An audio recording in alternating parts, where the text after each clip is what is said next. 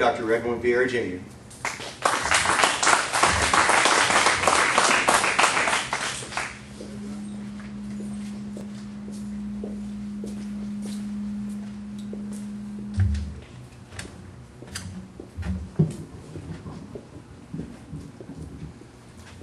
Thank you, ladies and gentlemen, for the opportunity to come here and address you. I am going to discuss a subject which I think is eminently practical, number one, and number two is of great imminent importance.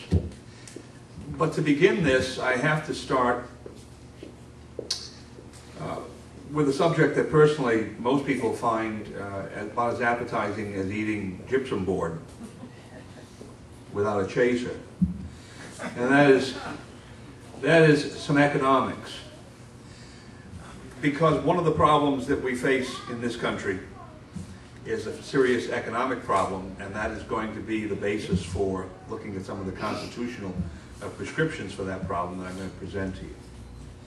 Now, I was at a conference on Wednesday down in Dallas where the subject matter was the level of governmental debt, primarily at the level of the general government in Washington, D.C.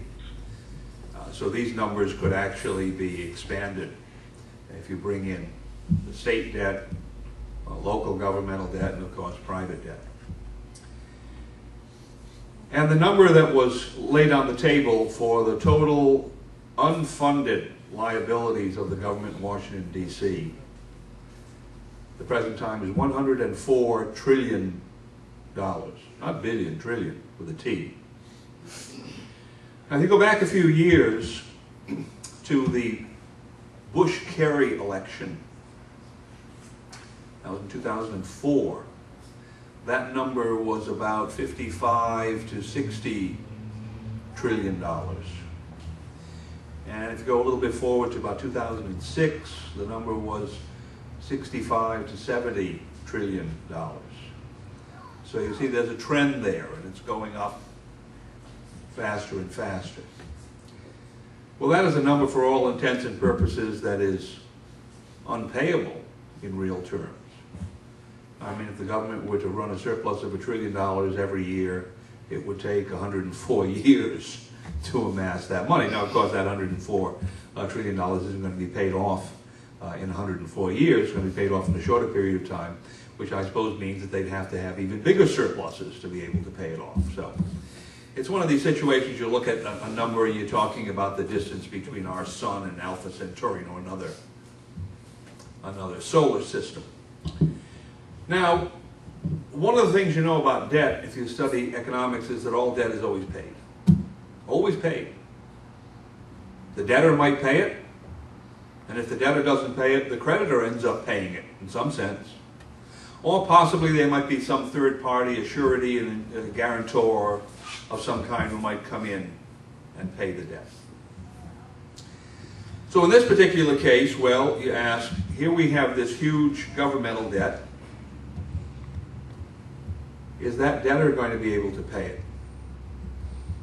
Well, where does that debtor obtain the wherewithal to pay its debts? Only three places. One, through taxation. It's highly unlikely that $100-something trillion is going to be paid off through taxation without completely gutting the productive economy. Well, number two, the government can raise funds through borrowing, but it's not usually a very sound economic policy to pay off one debt by amassing another debt, especially given that all these debts accrue more interest. So that's certainly not going to happen, especially when you ask who are the potential lenders. Well, the Chinese, as a for instance, are they going to be buying too much more debt for the United States? Probably unlikely.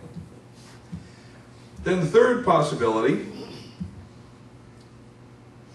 is depreciation of currency. Well, hidden repudiation, hidden default is really the way to describe it. If I'm a debtor and I owe $100, or I received a loan of $100 of purchasing power of 100 units 5 years ago, and I can now pay it off with $100 of purchasing power of only 5 units today, I have in effect defaulted on 95% of that debt. And typically that is the way governments deal with excessive debt. They can't tax, it's difficult to borrow, it's difficult to repudiate outright and say simply, we're not going to pay this debt, too bad for you. So they turn to some form of surreptitious or hidden default through manipulation of the monetary system. Now in the old days this was done by coin clipping, was one method. Governments would cut a little bit off each coin, or they'd debase the currency. They'd call in the old currency that had a silver content of, say, 1 ounce per unit, and they'd add a certain amount of copper or tin to that and bring it down to a silver content of ½ ounce a unit, but at the same nominal value. Well, we have a much more sophisticated method for doing that today. It's called the Federal Reserve System. Because the Federal Reserve System is capable, through computer entries, of depreciating currency through the methodology called monetization of debt, which means that the U.S. Treasury goes to the Federal Reserve System and says, here's a pile of debt, and the Federal Reserve System simply adds more zeros to the Treasury's account for that amount of debt, and then the Treasury can expend that amount of money. And actually the Treasury doesn't need to go to the Federal Reserve System.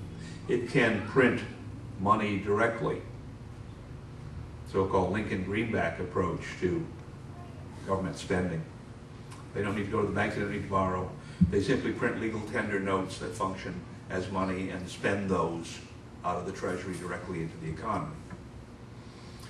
Now the unfortunate effect of this is that every time you add these new monetary increments into the system, you depreciate the old monetary increments. Their value goes down. And the effect of this process is somewhere down the line, as these new monetary units go into the system, and they're depreciating in their value as they extend through the market realizes that there's more money than there was before, given the same amount of goods.